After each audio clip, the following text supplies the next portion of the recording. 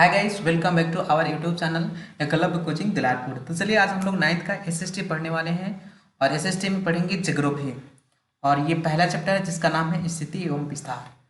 इसमें स्थिति एवं विस्तार के बारे में पढ़ेंगे जो कि भारत का होगा, भारत का ही स्थिति एवं विस्तार होगा। तो सबसे पहले इस चैप्टर का नाम देख लेते हैं, स्थिति एवं विस्तार। चैप्टर का नाम है, ये टेक्स्ट बुक है बिहार बोर्ड का, उसी का है, ज्योग्राफी क्लास 9 का है। पहले देख लेते हैं ऑब्जेक्टिव क्वेश्चंस। कह रहे कि क्षेत्रफल की दृष्टि से भारत का विश्व में कौन सा स्थान है। कहने का मतलब अगर क्षेत्रफल के आधार पे विश्व के देशों को सजाया जाए तो भारत का कौन सा स्थान मिलेगा। ये 7वां है। कौन सा है? 7वां है। दूसरा क्वेश्चन कह रहे हैं कि भारत का अक्षांशीय एवं देशांतरीय विस्तार में लगभग कितने डिग्री का अंतर है। तो भारत का अक्षांशीय एवं देशांतरीय विस्तार में लगभग 30 डिग्री का अंतर देखने को मिल जाता है आपको। भारत का मानक मध्याह्न रेखा का क्या नाम है। तो 82 डिग्री जो है, 82 डिग्री 30 मिनट, 82.5 बोल सकते हैं आप। ये जो लाइन है इसी को भारत में मानक मध्याह्न रेखा माना गया है। यहीं से हमारा सारा टाइम जो होता है भारत में लिया जाता है, जो कि मिर्जापुर से होकर गुजरता है, उत्तर प्रदेश। चौथा क्वेश्चन है, भारत की स्थलीय सीमा रेखा तटीय सीमा रेखा लगभग कितनी बड़ी है। तो जो स्थल वाला जो है ना, वो तटीय सीमा रेखा से लगभग 2 गुनी बड़ी है। ठीक है। भारत एवं चीन के बीच की सीमा रेखा का क्या नाम है। तो भारत और चीन के बीच की सीमा रेखा का नाम है मैकमोहन लाइन। पूछेगा कि भारत और चीन के बीच सीमा रेखा का क्या नाम है, तो मैकमोहन लाइन। यही पूछेगा कि भारत और पाकिस्तान के बीच सीमा रेखा का क्या नाम है, तो हो जाएगा रेड क्लिफ लाइन। ठीक है।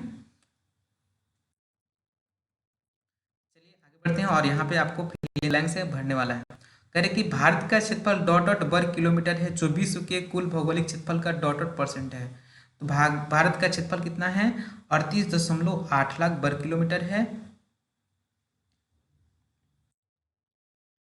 जो पूरे विश्व जो विश्व के कुल भौगोलिक का क्षेत्रफल लगभग 2.4% है।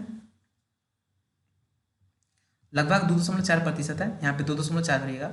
भारत का मुख्य भूभाग जो है डॉट उत्तर से डॉट उत्तर अक्षांश तथा डॉट पूर्व देशांतर से डॉट पूर्व देशांतर तक है। मतलब यहाँ पे अक्षांशीय विस्तार पूछा और यहाँ पे देशांतरीय विस्तार बोला है। तो अक्षांशीय विस्तार में जो हो जाएगा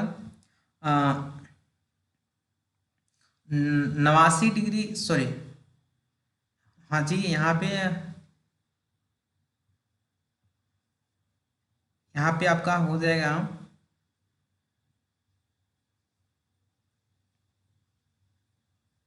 यहाँ पे गलती है, 28 डिग्री होना चाहिए था। 28 डिग्री से लेकर 37 डिग्री 6 मिनट। और यहाँ पे ये अक्षांशीय विस्तार है। देशांतरीय विस्तार में 68 डिग्री 7 मिनट से लेके 97, ये गलत है। चलिए आगे हम बता देंगे इसको। तीसरा क्वेश्चन पढ़ते हैं। भारत में कुल डॉट राज्य एवं डॉट केंद्र शासित प्रदेश हैं। तो भारत में अभी भी 28 राज्य हैं, लेकिन केंद्र शासित प्रदेश बदल गए हैं, 7 नहीं होकर 8 है। ठीक है। श्रीलंका जो है भारत से डॉट एवं डॉट द्वारा अलग हुआ है। श्रीलंका भारत से, तो मनार की खाड़ी, यहाँ पढ़ेंगे मनार की खाड़ी एवं पाक जल संधि द्वारा अलग हुआ है। कोसी नदी को बिहार का डॉट कहते हैं। कोसी नदी को बिहार का शुक नदी कहते हैं, जो हिमालय के कैलाश पर्वत से निकलता है। कोसी नदी को बिहार का शुक इसलिए कहा जाता है क्योंकि ये अपने रास्ता बदलने के लिए जानी जाती है। कहने का मतलब लोग अपने, मतलब जो उत्तरी बिहार जो है वहाँ के लिए तबाही लेकर आती है। लोग घरों में सोए रहते हैं और सुबह जगते हैं तो देखते हैं कि वहाँ पे घरों में पानी भरा है। तो ये अपना बहुत जल्दी जल्दी मार्ग बदलती है, इसलिए शुक कहा जाता है कोसी नदी को, जो हिमालय के कैलाश पर्वत से निकलती है। चलिए अगला क्वेश्चन है, कह रहे हैं कि कारण बताएं कि क्या कारण है कि भारत का अक्षांशीय एवं देशांतरीय विस्तार लगभग समान है, परंतु भूमि पर दोनों की वास्तविक दूरी समान नहीं है, क्यों। कहने का मतलब अक्षांशीय और देशांतरीय विस्तार लगभग तो समान है, हालांकि अंतर है दोनों में लगभग 30 डिग्री का। तो ये पूछना चाह रहा है कि लेकिन भूमि पर दोनों की वास्तविक दूरी समान क्यों नहीं है। इसका कारण यह है कि पृथ्वी पर अंतर अक्षांशीय दूरी समान रहती है, किंतु अंतर्देशीय दूरी जैसे जैसे ध्रुव की तरफ जाती है कम होती जाती है, इसलिए दोनों दूरी जो है समान नहीं है। दूसरा क्वेश्चन है, भारत के अरुणाचल प्रदेश के निवासी सौराष्ट्र, जो कि गुजरात में है, सौराष्ट्र के निवासियों की तुलना में सूर्योदय होने से 2 घंटा पहले ही उठ जाते हैं, क्यों। आखिर ऐसा क्यों होता है। इसके पीछे कारण ये है, अरुणाचल प्रदेश की पूर्वी भाग के अंतिम देशांतर रेखा, यहाँ ये मतलब ये है, वहाँ का विस्तार है 97 डिग्री होगा 25 मिनट पूरब है, जबकि सौराष्ट्र के पश्चिम भाग की अंतिम स्थान 68 डिग्री 27 मिनट है पूरब में है। इनमें लगभग 30 देशांतर रेखाओं का अंतर है, 30 का अंतर है। यह सूरज पूरब में निकलता है तब पूरब में समय आगे होगा पश्चिम का अपेक्षा है, ठीक है। हर देशांतर रेखा सूरज को निकलने में 4 मिनट लगता है। तो यहाँ से अगर देखा जाए तो 24 गुना 60 अपॉन 360 हो जाएगा। तो यहाँ पे देखिएगा, तो यहाँ पे 6 से कटाइएगा तो 6 ही हो जाएगा, कितना 6 36, 6 बार में 6 चौक 24, 4 बार में कट जाएगा, 4 मिनट का अंतर आ जाता है, ठीक है।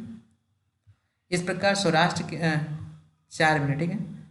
इस प्रकार सौराष्ट्र के पश्चिम भाग में अरुणाचल प्रदेश की पूर्वी भाग के अपेक्षा समय 2 घंटे पीछे, 4 गुना 4 मतलब यहाँ पे 4 डिग्री का अंतर आ गया, 4 गुना 30 मतलब 120 मिनट, अर्थात टोटल कितना 2 घंटे का अंतर आपको देखने का मिल जाता है, ठीक है।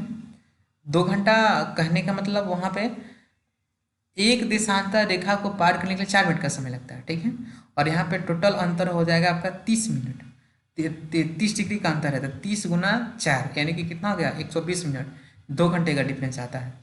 कहने का मतलब सबसे पहले जो अरुणाचल प्रदेश में सूरज उग जाता है और उसके ठीक 2 घंटे बाद हमारा जो सबसे पश्चिमी राज्य गुजरात है, जहाँ पे सौराष्ट्र एक जगह का नाम है, वहाँ पे 2 घंटे बाद वहाँ पे सूर्य दिखाई देता है।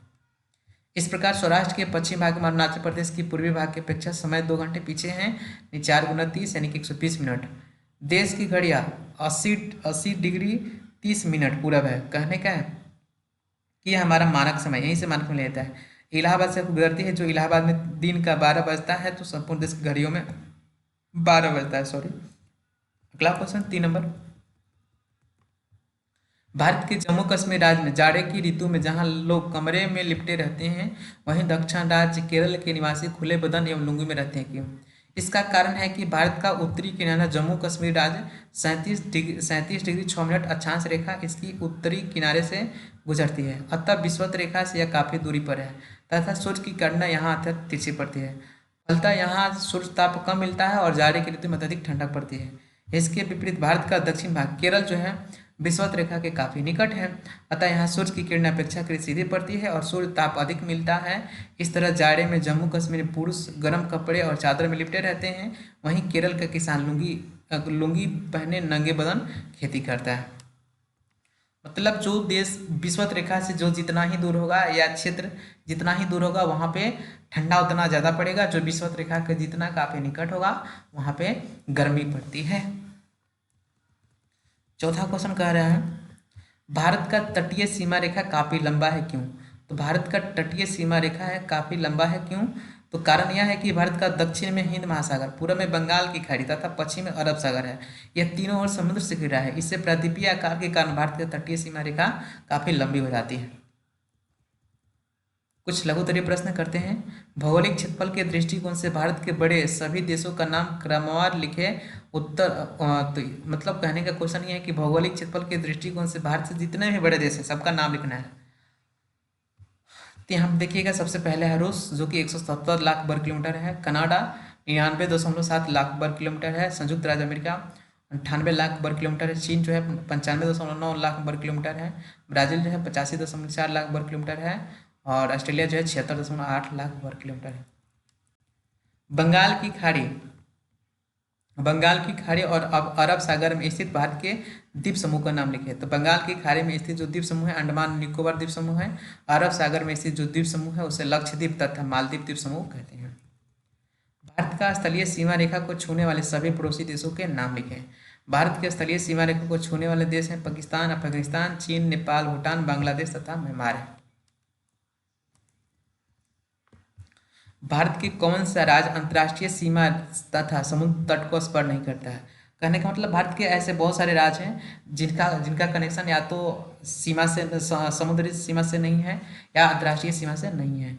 भारत के राज्यों में मध्य प्रदेश, छत्तीसगढ़, बिहार, झारखंड, हरियाणा, दिल्ली तथा असम है जो अंतर्राष्ट्रीय सीमा तथा समुद्र तट को स्पर्श नहीं करते हैं।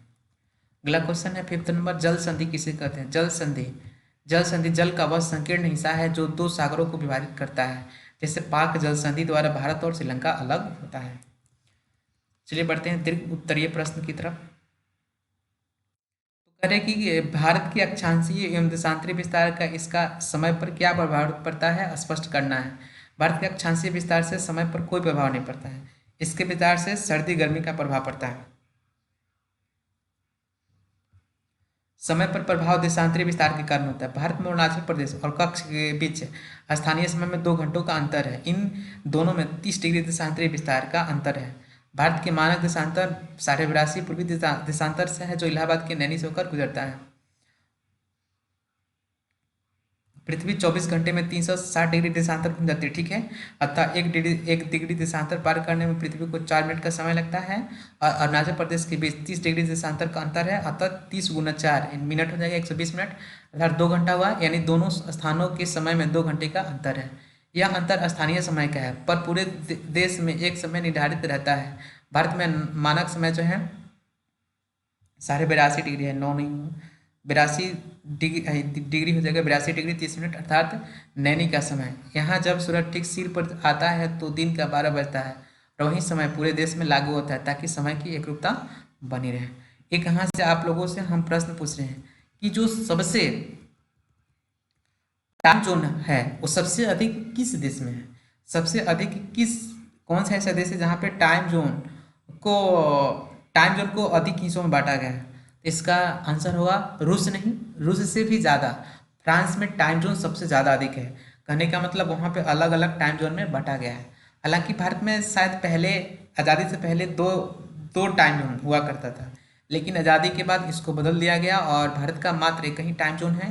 यहीं से पूरे देश का टाइम कंट्रोल होता है। हालांकि पूर्वोत्तर के जितने भी देश हैं वो अलग टाइम जोन की मांग करते हैं, क्योंकि वहाँ पे जो 2 घंटे टाइम का लॉस हो जाता है।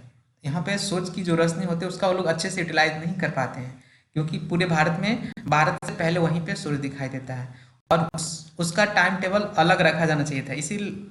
इसी कारण वहाँ के लोगों का अलग डिमांड है कि हम लोग का टाइम जोन अलग से होना चाहिए। तो अब आई होप कि आपको ये पहला चैप्टर समझ में आया होगा। अगर कहीं पे किसी को दिक्कत है तो कमेंट करके पूछिए और इसे अपने दोस्तों के साथ शेयर कीजिए। और चैनल पे पहली बार हैं तो प्लीज़ चैनल को सब्सक्राइब कीजिए। Thanks for watching.